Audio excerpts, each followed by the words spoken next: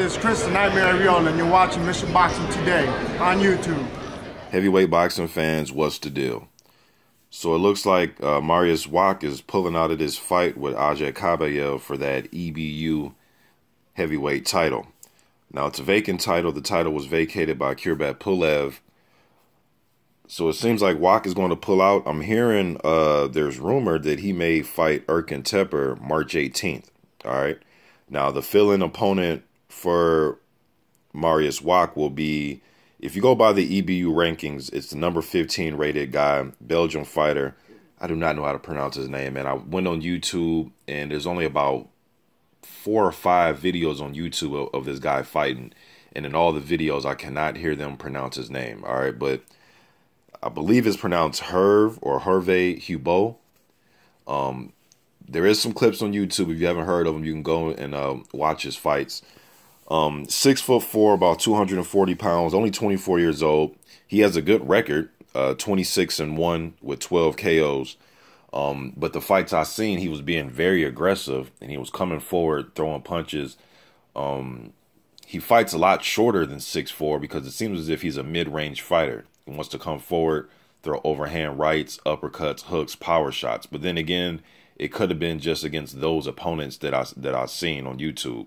But he is rated number 15 by the EBU. And just to run down the EBU rankings, they had Pulev at number 1, 2 David Haye, 3 Takam, 4 Chisora, 5 Helenius, 6 Hughie Fury, 7 David Price, 8 Dillian White, 9 Andre Warjic, 10 Edmund Gerber, 11 Arnold Jai, 12 Radinko, 13 Dimitrenko, 14 Gary Cornish. All right, so they went down to the 15th slot, and they're picking Herve Hubeaux, if I'm pronouncing his name right. I'm gonna call him Double H until I really know how to pronounce his name.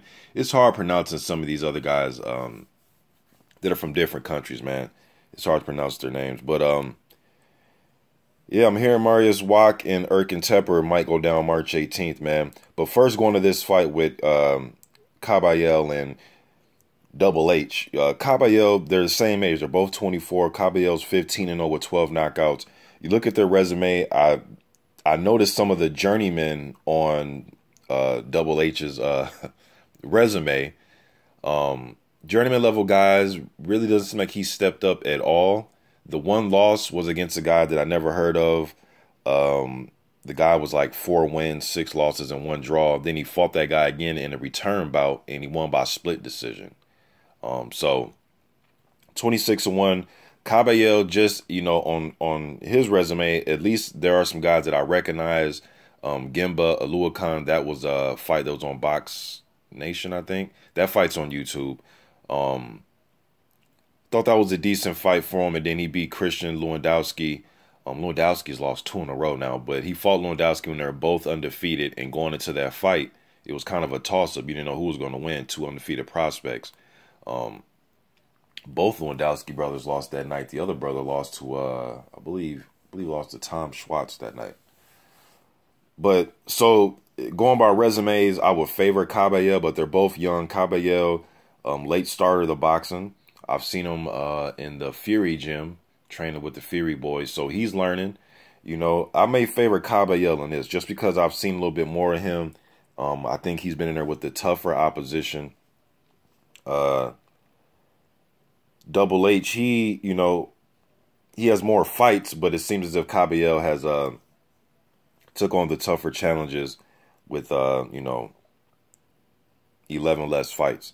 Just my opinion. Stylistically, looking at both of these guys, Kabayel likes to come forward, throw combinations. He was being very aggressive in the Lewandowski fight. And in the Lewandowski fight, he was coming forward, throwing combinations in that fight too. So from what I've seen on tape, this can be an entertaining fight between 2 young guys that's in a very good situation right now, fighting for this EBU title.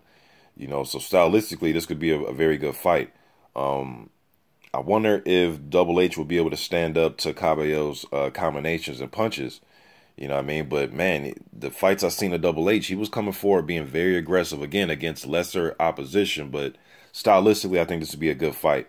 Now, as far as Mariusz Wach being rumored to fight Erkan Teper, Erkan Teper has not looked good since he came back from that suspension after he beat David Price. I mean, he lost to Christian Hammer, and I thought he lost to Derek Rossi too. And his weight has just been, I think he came into the Rossi fight at like 257. He came into the Christian Hammer fight at 265. I mean, these are his career highs back to back. His body just doesn't look the same. His output doesn't look the same. He just doesn't look like the same fighter at all. At all. And Mariusz Wach seems as if he's on the, although he's only lost twice. You know, it's not like Wach has lost 6, 7, 8 times, but his last fight against Marcelo Nascimento, I thought he lost that fight. And then the fight before that was the vacant fight where he pretty much was like a punching bag, man. He has a tough chin. He's a tough guy. He's durable, but he couldn't get anything off.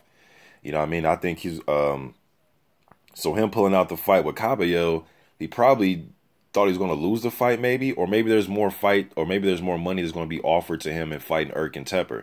And if he loses to Teper, you know, he's losing to a guy that has wins on his record against Johan Duhaupas and David Price. Whereas he loses to Kabayel, people are going to say, hey, man, you lost to an upstart. You know what I mean? The best wins on Kabayel's records is against a journeyman guy and a undefeated prospect that didn't even have 10 fights. I think Lewandowski had like 7 or 8 fights going into that fight. So, but again, you know, the EBU title was on the line. You know, Wach was scheduled to fight Pulev, then Pulev vacated the title. So, I don't know, man. Maybe Wach just, if he feels as if he is going to lose, he doesn't want to lose to a guy like Kabayel, not a upstart prospect level type of guy. You know, so maybe he's getting offered more money to fight Erkan Teper too. And again, if he does lose to Teper, hey, he lost to Erkan Teper, right? But both of these guys have not looked good in their last few fights, Teper and Wach. Going to be curious to see how the output in that fight, man, as far as them putting punches together. But yeah, man, so it will be Kabayel versus Double H. And there's rumor that Erkan Teper will be fighting Mariusz Wach on March 18th. So yeah, Agit Kabayel would not be fighting Mariusz Wach on February 4th for that EBU title. Let me know what you think in the comment section. I'm out.